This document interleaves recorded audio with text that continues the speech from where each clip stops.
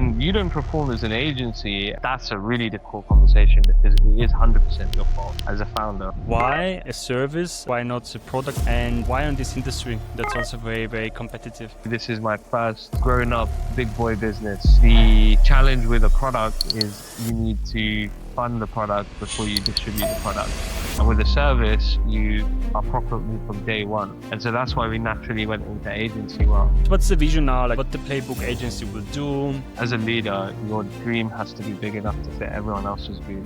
One of my team members said that my dream is that people from my area have high-paying jobs like me. For me, it's now my responsibility to create those jobs. What is one thing that people actually get wrong about what you actually do?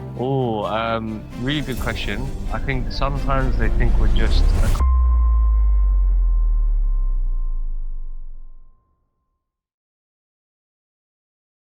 So welcome to True Origins. This is where we talk to founders about the real journey behind actually the shiny post on LinkedIn. No filters, no perfect answers as well needed, and just a real pure story. I'm very, very actually honored today to have an amazing guest, Abbas, the co-founder of the Playbook Agency, a company that turns actually the go-to-market chaos into engineered revenue. That's also like very, very important for a lot of companies out there. And welcome Abbas to this podcast for True Origins. Happy to have you here. Thank you, Briken. Thank you for the introduction. Yeah, perfect. So before we start, let's like get it from the ground. Before we dive in on all of these amazing things that you have to share with us today and discuss about, what is one thing that people actually get wrong about what you actually do? Let's start with this one. Really, really good question. I think sometimes they think we're just a cold email agency. And so that's the most common misconception that we have.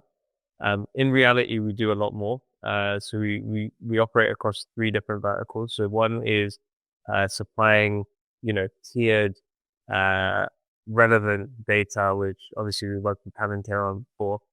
So you know that product really well. Secondly is creating demand via content systems on LinkedIn. And then thirdly, our most popular and, deepest way to work with us is actually getting us under the hood, working with startups and building their go-to-market infrastructure that enables them to equip their account exec team, SDR team, marketing team with automation so that they can get more SQLs and MQLs out of it on the other end. Amazing. Now this is already cleared for everyone, and let's go back a little bit on how all this new journey and venture started. Why a service solution? Why not a product or something else? And why on this industry that's also very, very competitive? Yeah, so really interesting. It actually happened very naturally. So it started off as a coaching business, believe it or not. We were coaching sales teams where my reps. So I used to handle a bunch of SDRs and account execs at previous organizations. They had gone to different businesses. And what we did was we ended up getting contacted by the founders, and they were saying, hey, we can't quite get them to perform like they performed at your business. Maybe we need a little bit of coaching and, kind of magic and a little bit of, pipeline management that they needed. Basically, some of these guys just needed a kick up the ass, right? And so that's what I went to do. Fast forward, what ended up happening is some of these founders had questions about their go-to-market tech stack and things like that. And obviously, as someone who's been an SDR, an account exec, and a head of sales, I knew this space really well. And so we started constructing go-to-market infrastructure right around the time that Clay was really being released and kind of coming out of, beta testing, right? And so we started utilizing Clay for our own outbound and started kind of spreading that to our clients as well. But that's how we started. In terms of why a service-based business, I think although I would count myself as an entrepreneurial person from when I was very young. Actually, this is my first, proper grown up big boy business. And the challenge with a product is you need to fund the product before you distribute the product. And with a service, you are profitable from day one. And so that's why we naturally went into agency world. And in the future, I hope to actually launch and build SaaS products, but maybe we can go into that later. Amazing, amazing. That's a very nice also view on why you sided with this one. Tell us a little about like what's the current status of the Playbook Agency? How many team members do you have, guys? What kind of clients are you serving? What's the purpose of the agency, the mission and the vision as well? Yeah, so our vision is we help turn TAM into pipeline, right? So many businesses have this total addressable market they can go after, but they can't go after it precisely because they're all using the same tooling.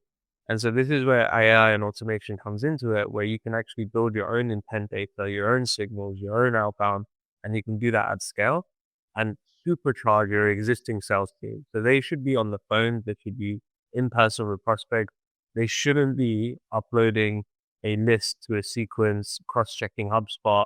They shouldn't be doing any of this stuff that isn't sales. And what we found is actually only 30% of the seller's time is spent on, sales activity, which is crazy, right? So that's our mission statement. In terms of where we're at as a business, we have 17 members. We also have some other, freelancers that we work with on a partner basis. But the types of clients that we work with are anything from seed stage to, you know, sometimes even post IPO. But our sweet spot is seed stage to Series C. So that's where we find the quickest decisions can get made, the highest ROI, and those businesses really want to move quickly, which is a pace that we love to work at. Amazing. And so let's say like I'm a potential client, right? I have a business now, or like I'm starting slowly. I don't have any understanding of go-to-market strategy, solutions, tooling, nothing, right?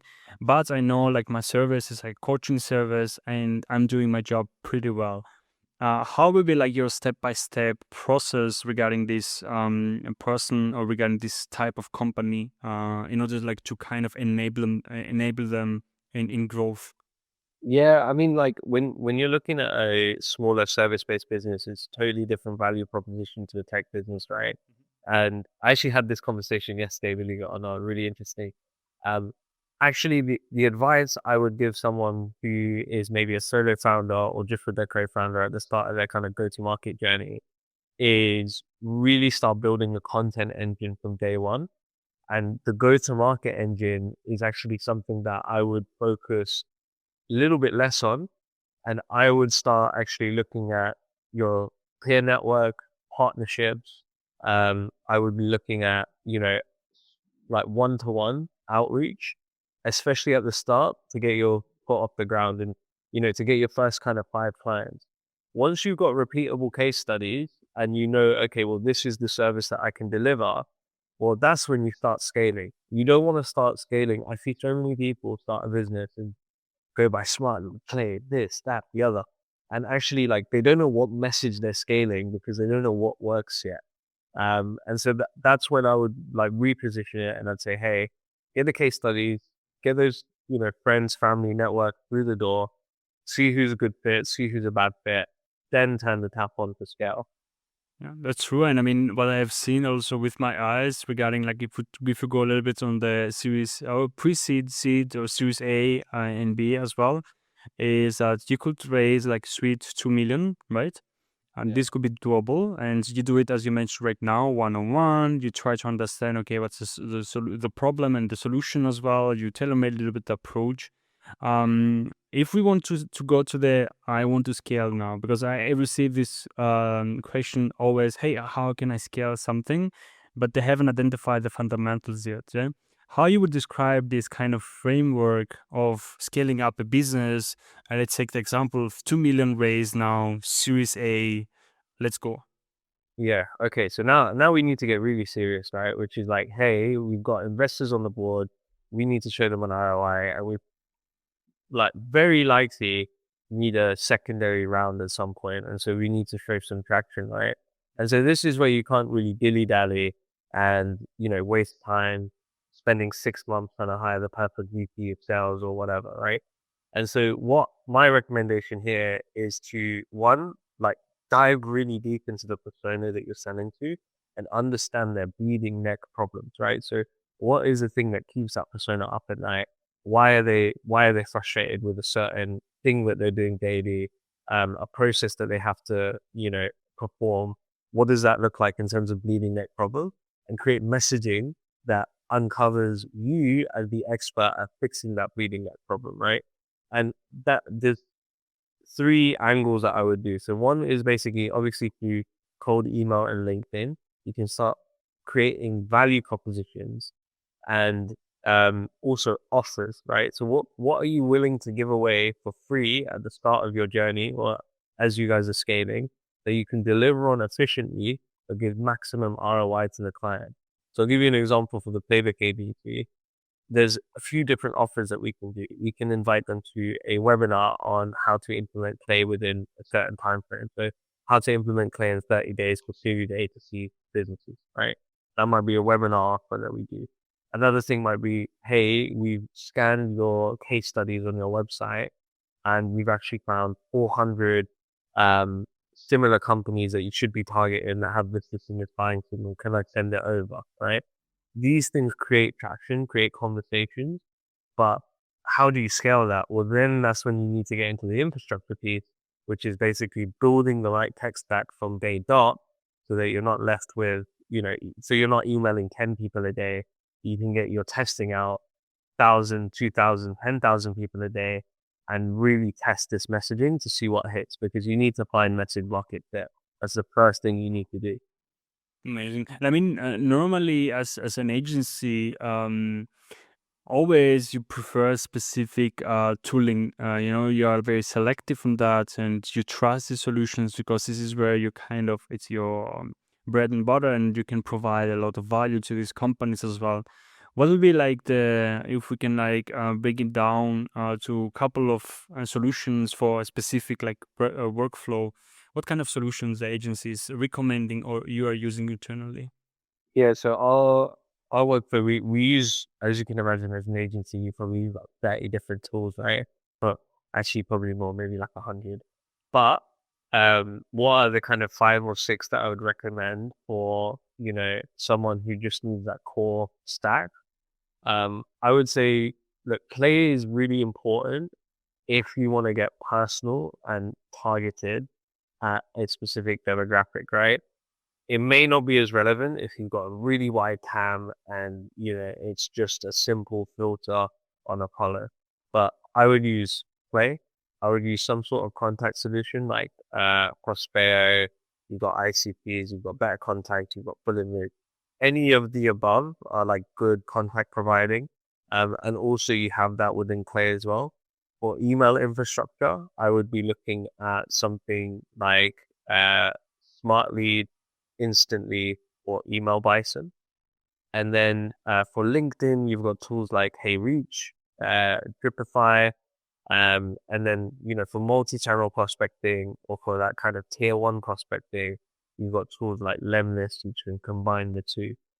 So that would be my stack that I would do, and then obviously few APIs here and there, OpenAI, Claude, maybe Perplexity, that can help speed up some of these processes as well.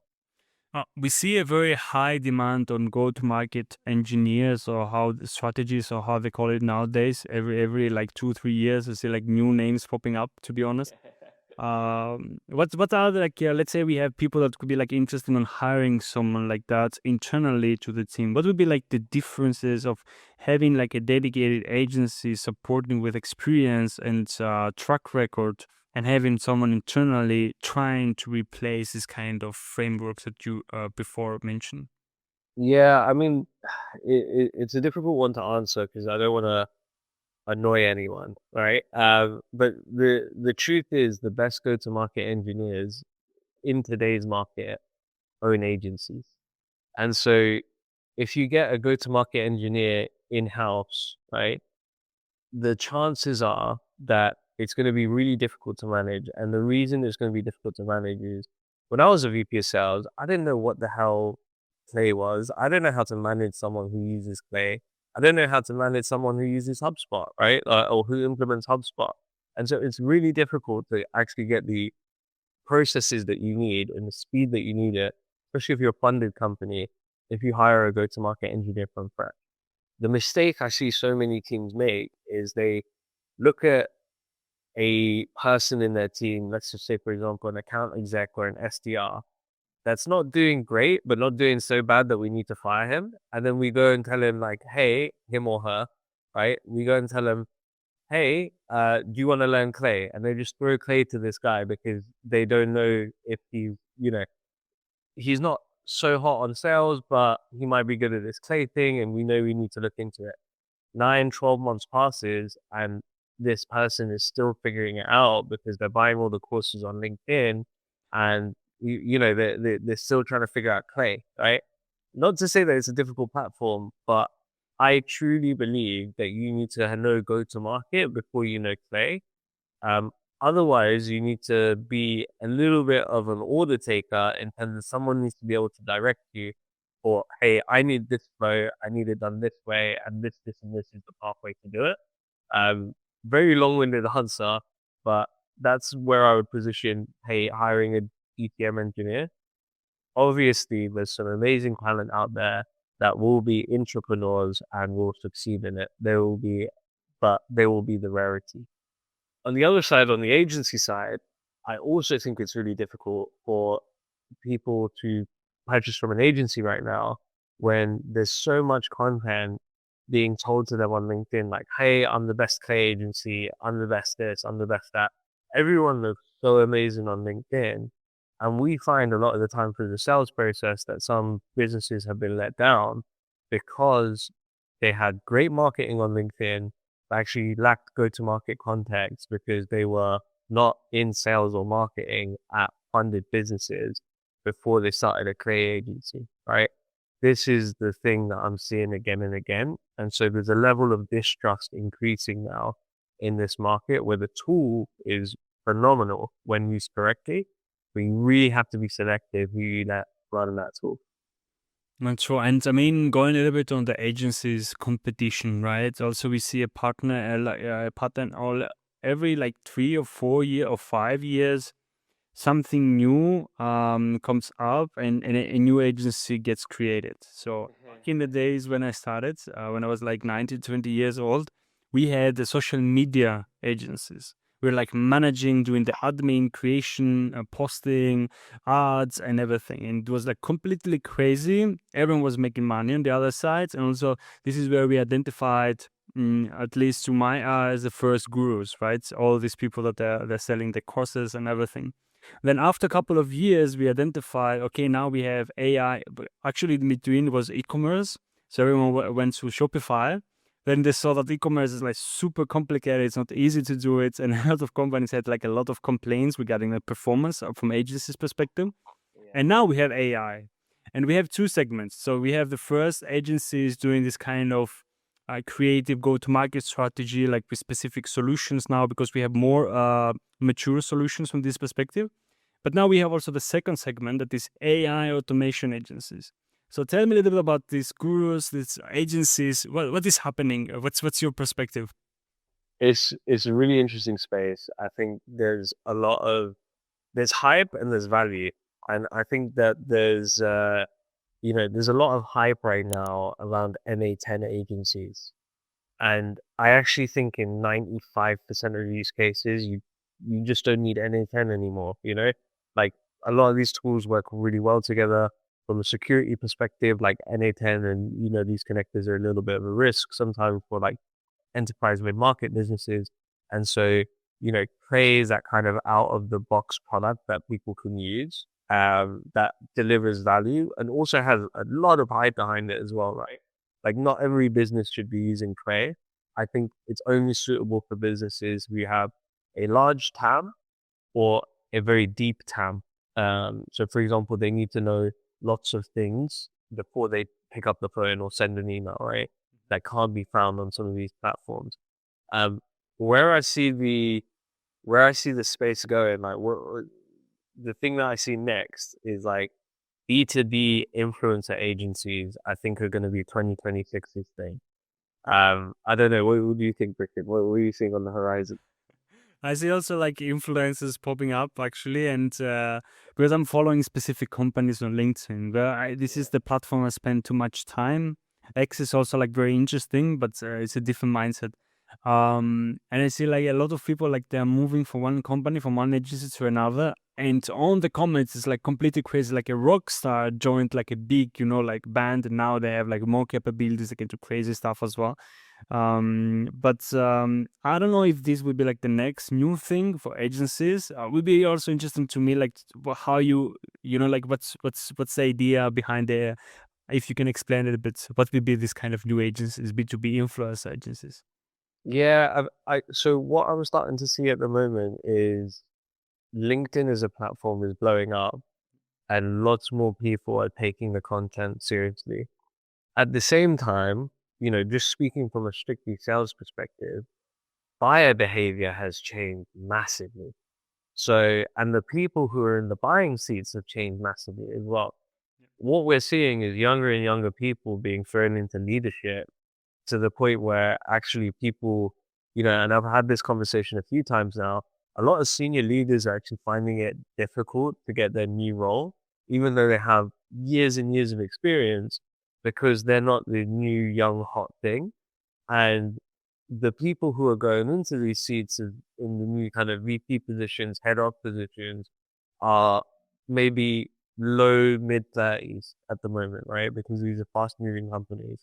Now, when we look at the buyer behavior of someone who's a little bit younger, we're starting to see them a bit more. And these are generalizations, so no shoot me. But we're starting to see them. These guys grew up in the internet age. They research before they take a cold call. They already know when they're looking for a CRM, for example. Hey, I've narrowed it down to Breakhold or Atia, right? And so when they go onto that demo, they're like kind of 60-70% there already. And so what I'm starting to see is content is a really important kind of gateway for your customers to get to know you, and the intent is much higher. So I'm starting to see B2B influencer agencies be a really interesting value proposition for businesses that don't get LinkedIn yet as a company and want to be more present on there. And we see that now actually, like if you look at Trumpet is a great example of a content first SaaS brand where the founders, I've been following them for a couple of years now, and the founders started driving hype for their product via LinkedIn. And that's just become the company culture, right? So as new AEs, new SDRs, new blood comes into that business, the way that, and I'd love to see their kind of attribution in terms of where their leads come from. But I imagine a large portion of that is through content. And so, yeah, businesses that help, agencies that help businesses navigate this new way of buying, I think are going to do really well in 2026. Interesting. I have also a very exciting podcast coming up actually with Eva. She's one of the co-founders of Scribe. And another thing that they're doing now actually is have a cohort for certified agencies that they're going through the process, and they train them on how they can best use the solution. So the solution is actually, for the people that don't know about it, how you can generate and create content on LinkedIn in a very efficient way, but also with the help of AI. Not the AI, ChatGPT AI, but very targeted, very natural as well, with specific action items and a nice breakdown. And I think it touches a little bit on what you mentioned as well. We see more and more agencies moving to this direction. Of course, Clio with Lara Costa probably, and the nice big combination of two great minds coming together. I was also through this webinar with 3 days, actually very intense, with a lot of informations about LinkedIn positioning, go to market, how you can like really provide value, and then how you can turn this in a valuable business as well. So that's actually a very nice prediction, and I completely agree with you. To be honest, based on what you mentioned as well, it will be like very interesting to see how this will develop in the upcoming months. Because now every 2-3 months, 9 months, we have something new into the market. It's really difficult to.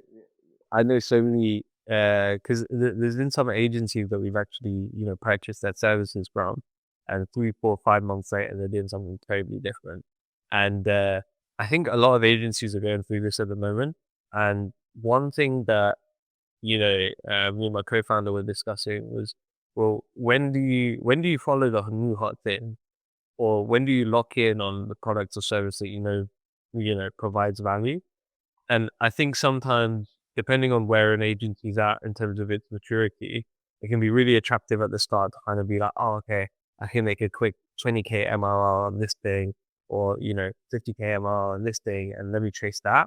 When then you start to let go of actually what works. So it's always keeping a balance, but it's so nuanced in terms of, okay, well, what's coming out that's going to be forever, or at least for a few years now, which isn't guaranteed, and what's just a fad, right? Yeah, isn't guaranteed. I will like double down on that, especially now with Lovable and all these vibe coding solutions. And this also applies to the go-to-market engineers now, right? So I see also the market going to the direction that you don't need to find a third party, like a software actually already made from someone that they raise money, they spends a lot of hours on creating that. But you can go by yourself and you can build this automation and you have it in-house. And also the cost is like very small. And then you can scale it up if it makes sense, or even like create a SaaS software out of nowhere actually, because you identified, oh, this is like a huge actually problem in the market. I'm providing the solution. Everyone is going nuts. So now I will package it and sell it. And, Yeah, yeah, yeah. uh, It's crazy. I'm really bullish on businesses that create human connection now as well. So I think, aside from agencies that will do well next year, I think businesses that can create experiences, communities, solve the kind of loneliness epidemic that people are going through with so much social media, stuff like that. I used an app a couple of weeks ago when I was in Dubai that connected me to random people for a dinner, and it was like just a funny little experience. It was good. Met a few people there. It was nice, but I think tools like that. I think I don't know if you've come across it, but in the UK they have Thursday, which is like in real life dating app. So they host like events, like singles events, and people kind of go there, and they're doing. I assume they're doing quite well. But yeah, really interesting. I think that's also something that's gonna really pop off as communities, events, and also any tool that kind of brings that together. Now, it's really, I mean, from my also perspective and working with different companies along the years, like community is the most powerful assets for a company itself. And also like if we can put in equation the audience, right?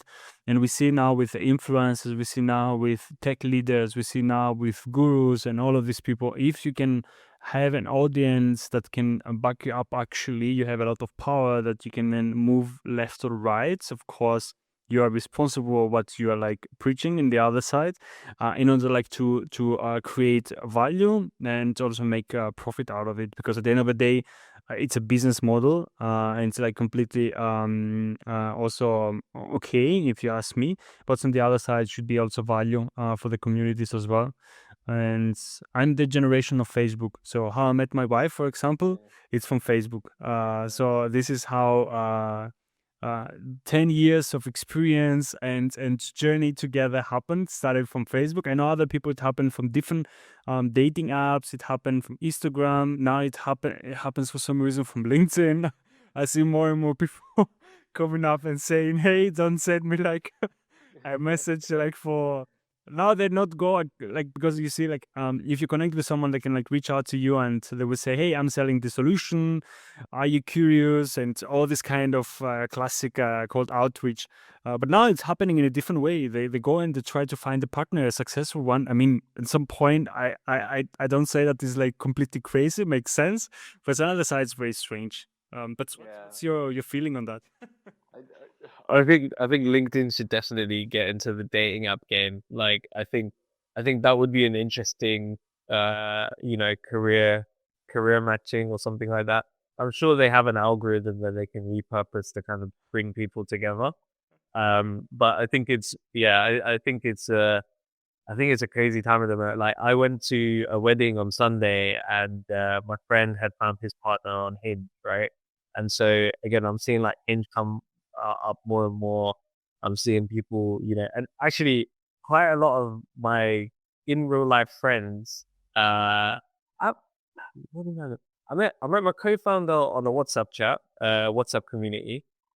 I met Amran, who I live with in Dubai through LinkedIn. And then I've met so many different friends along the way as well. Um, through LinkedIn. So it's interesting. Yeah. Yeah, I mean, let's put it down on the psychology side, and this also applies to the founders, right? Because sometimes one of the biggest challenges is like you as a founder, how you find your co-founder. Because running a business by yourself, first of all, it's lonely, and also on the other side, super challenging. But also sometimes what we see now in the market is CTOs finding people strong on sales or vice versa, right? Um, the best platform to do it right now is LinkedIn. So you can go out there and you can really go through the profile and you can see how potentially nice we be working with this person. And you can go through the posts. You can understand if they like pets or not. You can even understand the color that they love, for example, habits, specific ones, companies that work that maybe aligns also with your vision, working or building in the future as well. So makes sense. It's not completely strange to me, and I feel that it's also the right thing to do in the other side. This is how Facebook was working back in the days. Everyone was like tagging itself where they are at a specific time in cafes or like eating a burger or go, going to the toilet. We had like crazy scenarios as well. Now it became LinkedIn. Everyone is on LinkedIn posting every day. I hope they are doing because it's the best strategy, but valuable content. And this is how people are getting together, building ventures, and making a lot of business as well. Yeah, it'd be interesting to know like the statistics around how many businesses even started from uh LinkedIn Yeah. connections. That would be amazing. If someone knows anyone from the internal team of LinkedIn, you can drop a comment down below and then we take it from there. But let's something that's just interesting and we haven't touched point on that is a little bit you as a person, right? What kind of challenges you have faced building an agency that now is rapidly growing? You have so many team members. You worked also because I saw on the website big logos, big companies from different perspectives as well, different solutions that they provide. What was something that you never expected to face, and what was something that you were like kind of prepared and you say, okay, this is one of the challenges I will need to solve actually? I think the what I was prepared for was a hard day's work, right? So like I was prepared for, hey, when I run a business, like it's not going to be easy. I'm not going to be a millionaire overnight. Like it's gonna take a little while. Um, and then things happen faster and slower than we could have expected, right? So in a sense, like, hey, my life circumstance changed so rapidly. I was in a flat in East London, in a not so nice area of East London, to like fast forward now, I live, right opposite the Burj Khalifa. Like I'm in Dubai, I'm in my dream apartment. Like it's really nice, right? And that's happened because I've run my own business, and that's how we got there, right? It gave me the freedom, you know. On the other side, stuff happens really slow in terms of like, hey, and I think people can get caught up with the, ARR brigade on LinkedIn saying, hey, I hit 2, 3, 4, 5, 6, and actually, like, sometimes when you're looking at that, I wasn't expecting to have a slow quarter at one point.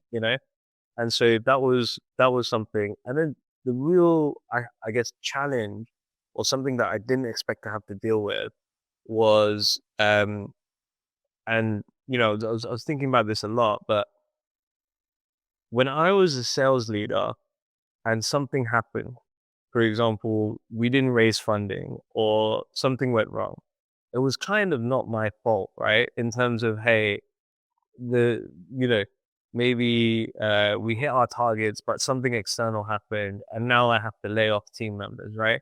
And so although it felt gutting and like gut wrenching, I could deal with it. When you don't perform as an agency and you have to let go of people that and especially as a boutique agency, hey, actually we aren't able to kind of this quarter have this many BPM engineers this time. um, that's a really difficult conversation because it is 100% your fault. as a founder, right? And so that was a challenge that I didn't see hitting me as hard as it did. But in those tough moments in those first 2 years as we were building the business, there were situations where, we had to let go of people we really liked because it just didn't either it didn't work out, either we didn't have the financial backing. Like there was a few different things. So that was like a really tough moment, and like an eye opener for me. No, it's true. I mean, being responsible on the other side for 20, 50, 100 people, 1,000 people on the other side is not something easy to do, and definitely keeps you awake at nights. I will like. I had also this feeling multiple times, and it's what you mentioned, right? You need to really be awake, as we call it, in brackets as well, at the same time, but be there, be proactive, not reactive. Because if something happens and then you try to find a solution as a leader, because a founder is a leader on the other side, so you need to kind of try and predict things that are most of the time unpredictable. But that's the journey, and that's the interesting point of going the direction of entrepreneurship. And this is what, for example, me gets me excited. And when I'm wrong, I love it. When I'm when I'm wrong on the other side, right, sorry, when I'm wrong, makes me also, it's intense. You feel you have different emotions. And it's a very, very interesting point that you mentioned that. What's the vision now? Like, I mean, if you can, let's say in the next 2-3 years, what the Playbook Agency will do, where do you focus now, what would be like the new things that you want to bring to the agency, or what's the direction you want to move forward to? Yeah, good question. I think for, and just going back to that leadership point, I think one of the best advices that I've heard is as a leader, your dream has to be big enough to fit everyone else's dream in. So let's just say like you have a team member who wants to, so for example, we hire globally, right? And so we have team members in, for example, the Philippines, Kosovo, wherever, India, Nepal, and places like that. And so one of my team members said that, hey, my dream is that people from my area have high paying jobs like me. And so for me, it's now my responsibility to create those jobs by getting clients in, and actually, they have the confidence to basically build a team around them. And, I should be able to do that for them. Right. And so it's really important because that then wakes me up every morning when maybe sometimes I haven't got the energy to work for myself, but I can work for the team. So that's really important. Um, on your question around, hey, where does the Playbook Agency go next? I think where the Playbook Agency is going to go is we're going to keep on working with the best SaaS businesses, and I want to keep on working in this kind of Series A to C bracket. I find enterprise sometimes a bit too slow to make the rapid changes, and I like the buzz of like helping a business go from C to Series A to B to C, and I really enjoy working with fast movers. So my vision for the business is to create a client roster that I could also, go for dinner with, go for a coffee with, and like actually turn work into play. Because a lot of these people that we work with have the characteristics of someone I'd like to be my friend anyway. They're go-getters, they are career oriented, they're value driven. I want to work with these people. And so I want to keep on bringing on the best minds as clients. It's really important for me. Um, the next thing is basically starting to expand our product line. So we do want to get into, LinkedIn content and helping our clients generate MQLs the same way we're generating MQLs for ourselves. So we're really using, go-to-market 2.0, 3.0, whatever you want to call it, at the Playbook Agency for ourselves. It's our secret sauce. And why not give that to our clients as well? So this is something that we've been asked for. We're going to deliver to those clients as well, but I'm super excited to launch that in January. Amazing, great vision, and also excited to see how this will turn out. We will be here, and who knows, we record another session and then we discuss about it as well. Last question would be for me: what are the three tools maybe that you have identified and early in the market, and you think would be early gems actually for agencies, but also maybe for businesses that everyone should pay attention to? Interesting. Really interesting. two, three tools that are highly in the market that we should be paying attention to. Um, it's a really good question. I want to give you a good answer. There's so many tools out there, thousands. They come out every day, right? They come out every day. So I think some tools are getting there, but they're a little bit ahead of the curve. So, for example, I'm a really big fan of Octave and the theory behind Octave, which is, hey, give the most go-to-market context you can, and then it will create the messaging, the resources, the content, blah blah blah. And I think that is a really interesting value proposition. Is it perfect for every use case today? I'm not quite sure yet, but I'm sure as technology and AI and these models that they're probably building on evolve, the tooling is going to be much better. I think that on the other side of the spectrum, I think for inbound routing, I really like AI callers. Um, Especially if the client is calling in.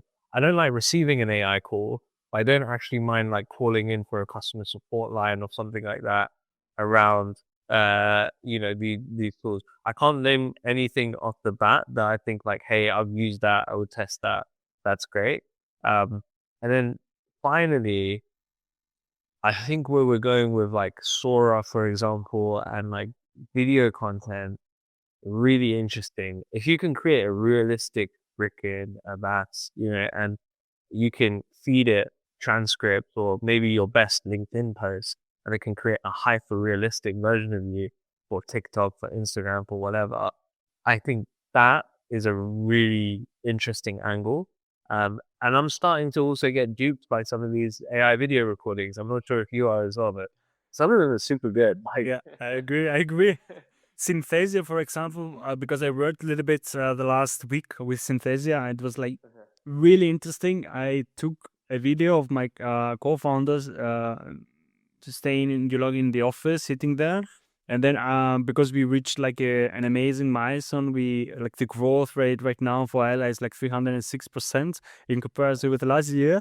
Then my co-founder was like super happy, and I made it actually to explode and go to break actually everything, all the layers, and then go outside like a rocket. yeah, and he sent that to me. I need to see that. Super realistic. And it's cheap. Back in the days, I mean, because this is what I was discussing as well. I was afraid to use it because, I mean, AI started like like these solutions with very high pricing, even like on the starting tier. And I'm definitely sure I need to double check this. Synthesia was like super expensive on the first year. Now, right now, it's $19. That's nothing. Yeah. Because you can do so many things. Of course, on the other side, a little bit the environment, especially if you have people. If you pause the video, you will see like crazy things happening. But besides that, it's like an interesting solution to work with. If you double down that, I think could be doable actually having this kind of, you just feed the content, you record your voice, a lot of tools out there to do that, and you just connect these two things, and it's you, without being you, actually talking about specific points. And I think AI in the next 5 years will be everywhere from content perspective. Yeah, and I think on the AI piece, actually, here's one that I've forgotten to mention, but I think is really interesting. There's a new platform coming out or it's come out, but it's Kenobi, and what they do is they create personalized landing pages for prospects, and you can turn them into lead magnets, you can turn them whatever. If you can connect that into a tool like Clay, for example, you can create very compelling outbound. And yeah, one thing me and Leo have noticed is, hey, how do you, what is a great email? Well, a great email takes what you would put in the proposal stage of the deal and brings it into the forefront. I'll give you an example, right? So, let's just say in the proposal stage for the Playbook Agency, we say, hey, well, you've got 10 account execs. They're spending 60% of their day. They blah, blah, blah. It's going to cost you $120,000 per year in wasted productivity. But worse still, you're probably missing about $600,000 in pipeline, right? We cost 5K a month, let's just say, right? And so, you're getting 10x ROI on your pipeline. If you can do that calculation using some clever tooling, which you can, you can put that in the email and say, hey, Briken, like we're just doing an analysis of your team, and I reckon you're leaving about 182 SQLs over the year with wasted web productivity. Actually, I created this calculator. Do you want to take a look at it? Like, can I send it over? You'll be scared at how accurate it is, right? And so then, amazing email, right? VP of sales is alarm bells. Okay, need to speak to this person. And so many tools. If your product can talk that ROI case in the email, you're gonna have a really successful outbound campaign. I really love this input as well. Fun fact, nice, and it's complementary to what we are currently doing. It's not like so aggressive on the algorithm side, like prediction, like the numbers and everything. But what we created in early stage for Talented was like an algorithm actually that you can put the input, like how many team members you have, how big is your finance department, and how many time you spend. And based on the location and the country, we can like estimate how much is the cost you have currently and how much you could potentially save with us. And we just give you the number, straightforward, honest, and how much we charge. And then it's put your email, we will contact you. That's pretty much it. Yeah, exactly. And like that, those ROI calculators, like I think it's one of the first things what the business should do, right? Is like, hey, what does my product or service actually solve for someone? Yeah, and we had like a nice session in coaching actually with a startup that's again back to the SaaS solution, and it helps actually lawyers on how they perform the risk assessment for individuals. And nowadays, believe it or not, it happens with Google Sheets. So you put information in, and you to calculate still. But this is getting automated, and so we calculated actually how much time they're like spending now, how much time they will spend with our solution, but also on the other side, how efficient it is and how fast they can also input more information from API integration as well, like PEP screening, especially for for loans or anything related to that would be like super, super interesting. A lot of things, and AI, I think, will bring us more and more opportunities. It's up to us on the other side to really understand, feel them, and take advantage of these solutions as well. And this is like a proper founder. You should always like be out there and like trying to identify what is the best for you. But of course, don't fall in love with the solutions as well, right? And the tools, specifically, and the solutions segment. So yeah, that's pretty much it for today's episode. I would like to thank you once again. It was like an amazing discussion. Looking forward to the next one, to be honest. We have a lot of things to touch point on it. And besides that, to everyone that participated today and listened to this podcast, thank you very much once again. And yeah, Abbas, any words from your side? No, that was it. Thank you, Bricken, for having me on, and it was it was an enjoyable conversation. We would have had this conversation without the podcast anyway. So it was good to put it out there. Amazing, lovely, and yeah, thanks everyone once again, and to the next one. Cheers, bye bye.